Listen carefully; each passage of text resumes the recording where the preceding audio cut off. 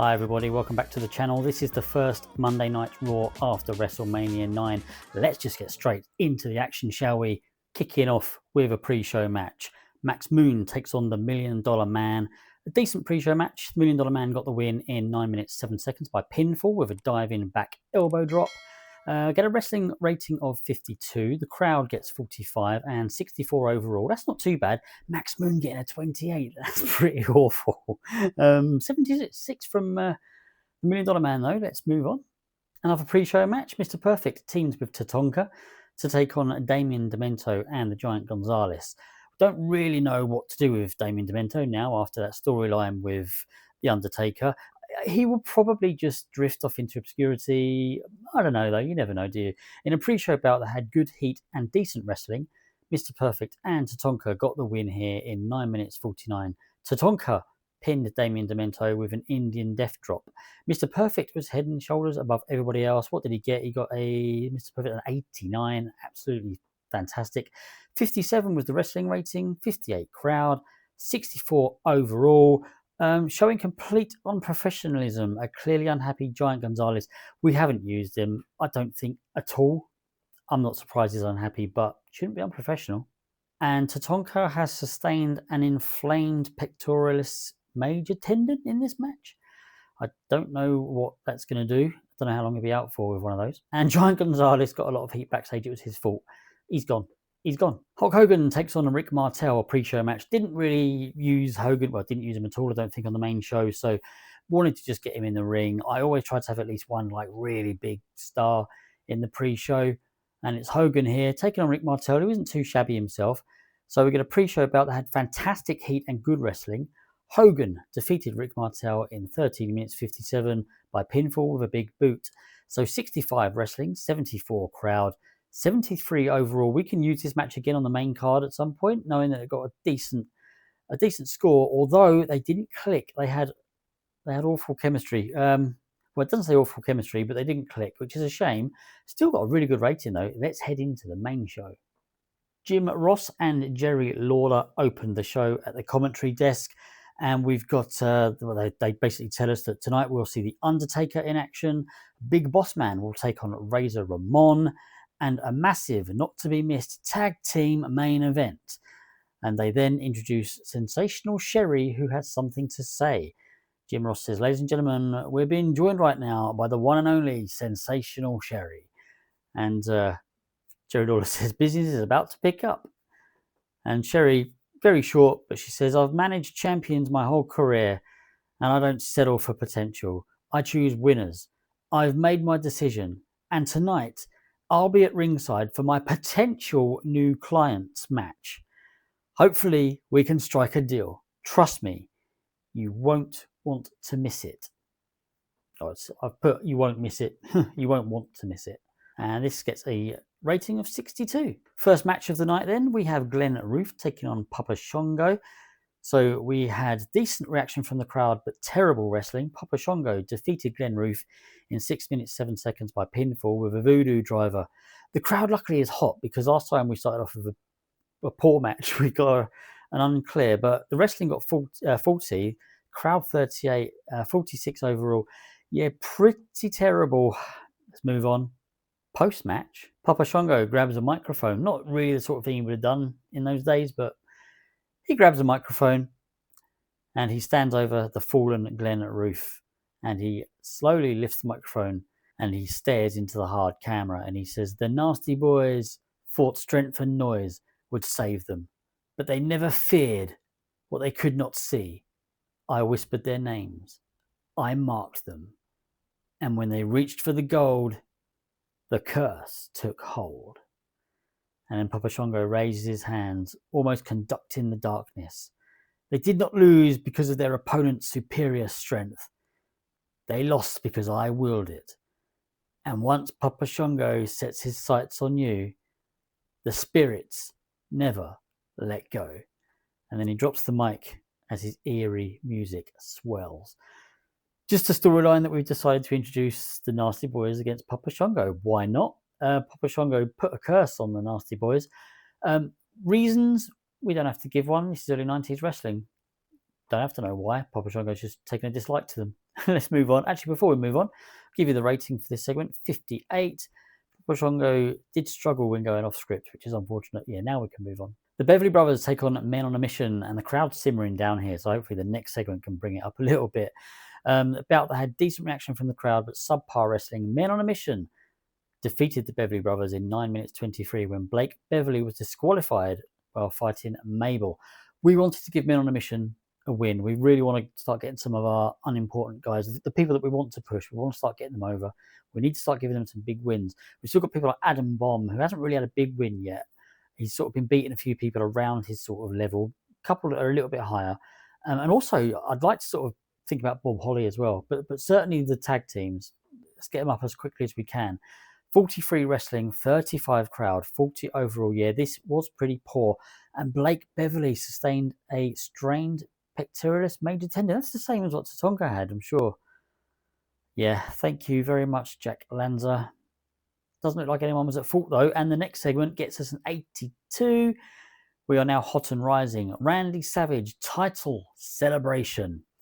So Gene Okerlund stands in the ring with Sergeant Slaughter and the new WWF Champion, Randy Savage. Gene Okerlund says, "Ladies and gentlemen, I am joined by WWF President Sergeant Slaughter and the new World Wrestling Federation Champion, Macho Man Randy Savage." And the crowd reacts. Savage raises the title. Sergeant Slaughter says, "Randy Savage earned this championship the right way. Heart, determination, and respect for the sport. On behalf of the WWF, it's my honor to recognize you as our champion."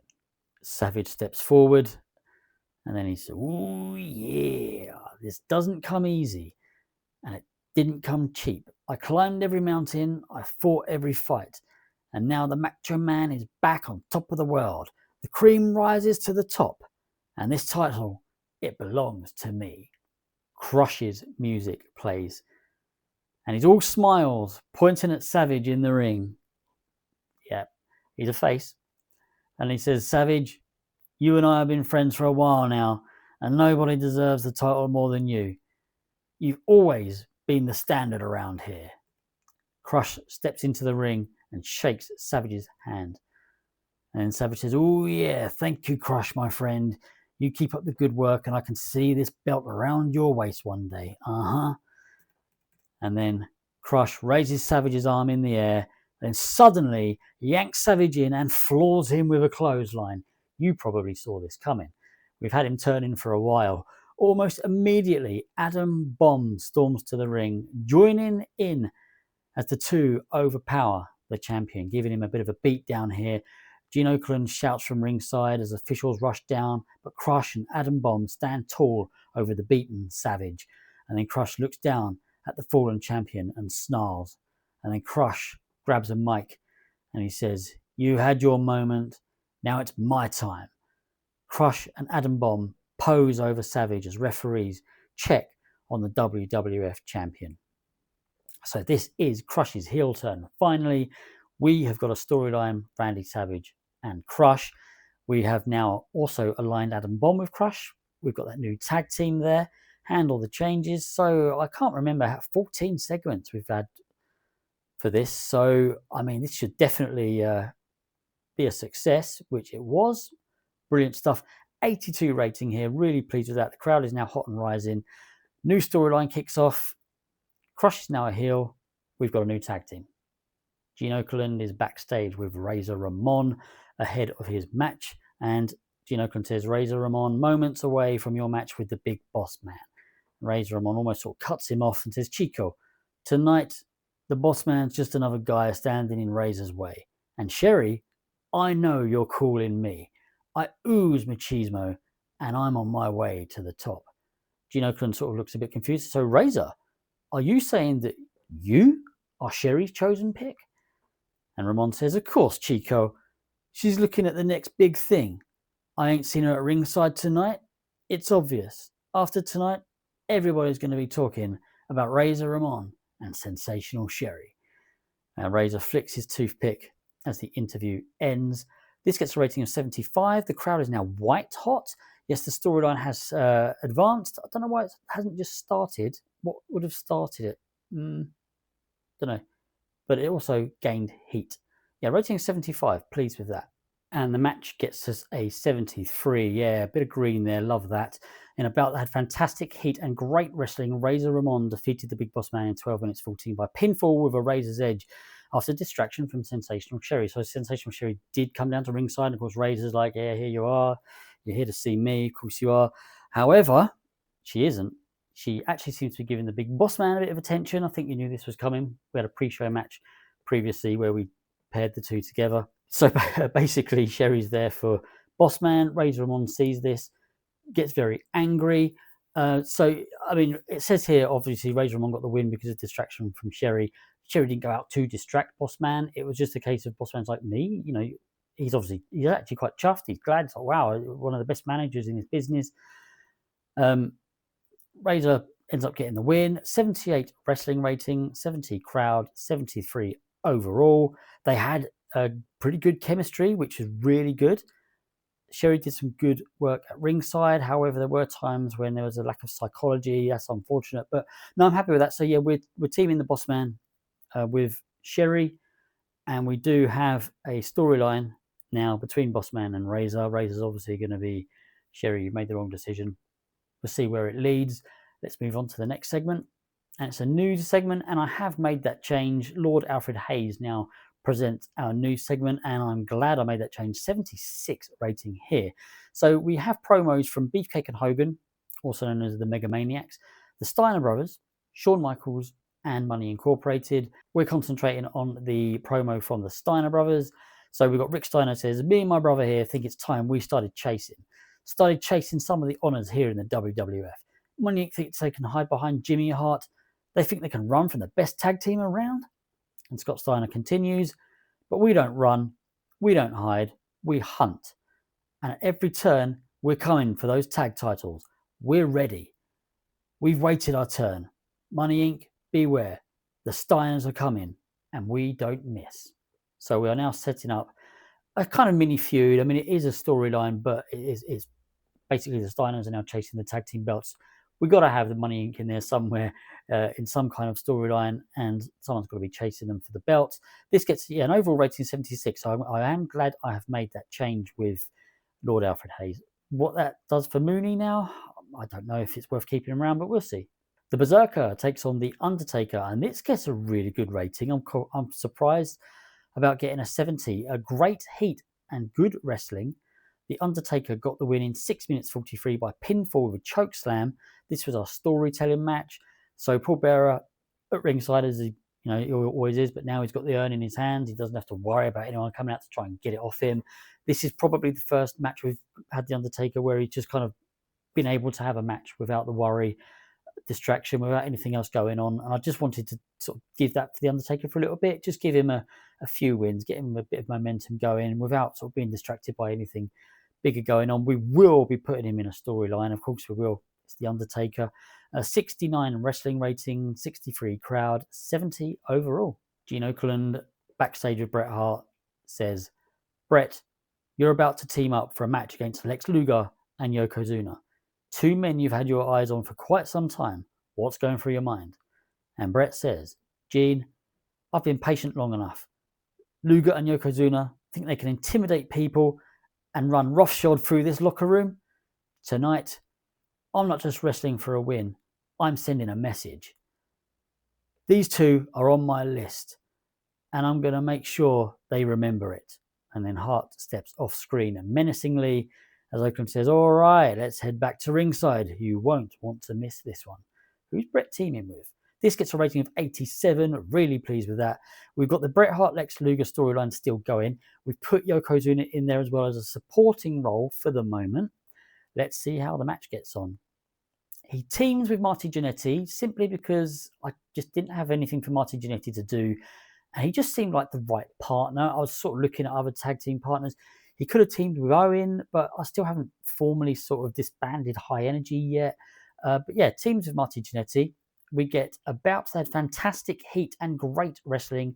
Lex Luger and Yokozuna get the win in 15 minutes 23. Yokozuna pinned Marty Jannetty with a bonsai drop. We also, doesn't say it here, we also did have Lex Luger hit Bret Hart with the forearm. He managed to take the pad off because this was all going on outside the ring. Basically, this was just how Bret didn't have the opportunity to come in and save Marty. Although being a face, would he anyway if he wasn't the legal man? Maybe he would have done. Luger didn't give him the choice. So we get a wrestling rating of 77, 71 for the crowd, 81 overall. Really pleased with that. Bret Hart getting a 90. Yokozuna getting an 83. I mean, yeah, this is all really good. I think I have said this before, actually. When I did this series, I didn't do it as a series, but when I played this save on TEW 2020, didn't really do anything with Yokozuna after he lost the belt. I've got to change that this time around, especially if he's getting ratings up in the 80s still. That's really good. So yeah, pleased with that. Let's see what we get overall. 83, happy with that. Anything above 80, I'm happy with. Increasing our popularity in 14 regions. Yeah, good stuff. Injury review. Oh, okay, that's lucky. Similar injuries, not quite the same. Blake Beverly's out for 4 days. Tatanka's 6 days. They should both be available for the next Raw. They can be worked through anyway. If I wanted to do something with them, that's okay. I can live with that. Financial report, we made nearly 174,000. That's fantastic stuff. Popularity recap. Yeah, we're going up marginally in places, but we're still going up. So we'll just have a quick look at the emails. We are putting in a bid for the Road Warriors, the Legion of Doom. Again, shore up that tag team division. And I also think I always like Legion of Doom. I was disappointed when they sort of went away. If we can bring them in and keep them both fit, really good addition, I think, to the tag team division. Blake Beverly's injury, we know about that. Drug test fees. Tatanka's injury, we know about that. And the viewing figures for Raw. All good stuff. I do want to have a quick look at the storylines because we have some new ones. There might even be one or two that didn't kick off in that episode of Raw. Why have I forgotten where the storylines button is? There it is. So Bam Bam and Tatanka's still going. It's extremely hot. Bossman and Razor Ramon kicked off. Extremely hot. Bret Hart, Lex Luger is still going. Extremely hot. Crush with Adam Bomb against Randy Savage. Extremely hot. Money Inc. Steiner Brothers kicks off with extremely hot. Mr. Perfect Doink the Clown is still going and it's extremely hot. And the Nasty Boys and Papa Shango unknown. See, that's a strange one. We obviously need a much better rating in the next segment. I mean, surely it would have kicked off. Okay, whatever. We'll see if we can fix that in the next episode of Raw. Not quite sure what we do yet, but we'll obviously have to try and do something. I don't anticipate this one being extremely hot, really. All of these guys are recognizable, well known at most. So, yeah, I don't really anticipate this one being one of our top level stories. But as long as all of these can stay extremely hot, we need 3. And yeah, we've currently, all of them at the moment. No, sorry, not all of them, is it? It's 1, 2, 3, 4, 5, 6 out of 7. Yeah, so pleased with that. Let's have a quick look. I'd just like to have a look to see if anything's changed with people like Adam Bomb. Has he moved up to recognizable yet? No. Okay, so he's still down as unimportant. I want to have a quick look. His popularity, come on, he's got to start getting over soon, hasn't he? So if we track his progress, I mean, he went up again with that segment with Savage. So can't be long now until he's going to get up there. A few more segments with Savage, a few more wins. Yeah, let's do it. Let's also put in this team. There we go. Adam Bomb and Crush. What am I going to call their finishing move? I really don't know. Nuclear Fusion. There you go. The Nuclear Fusion. Add team. Got a new team. Permanent unit. That's what I wanted. We'll still use them a little bit in singles at the beginning. Particularly, it's mainly Crush against Savage. But yeah, we wanted to have something there to have that storyline. To have that tag team with Adam Bomb. There was something else I was going to look at and I've completely forgotten what it is. I don't think it matters too much. So I think I'll just sign off here. So I hope you've enjoyed that episode. We need to do a little bit in the next episode of Raw to give that Papa Shango and Nasty Boys storyline a bit of a kick. And also we didn't develop the Doink the Clown, Mr. Perfect storyline this week either. So we need to do something there. But all in all, everything looking good. The next event is Saturday night's main event. Then I think we've got one of those other little silly ones like the Spring Tour or whatever it would be. then it will be King of the Ring. So please give a like and subscribe if you are enjoying what you're watching. Some of you have been really great with your comments, really, really kind, and some good advice. I hope I'm sort of serving this era well. I know I'm doing things slightly different and with a twist, but I'm really, really loving it. Take care of yourselves, everybody, and I'll see you all again soon. Goodbye.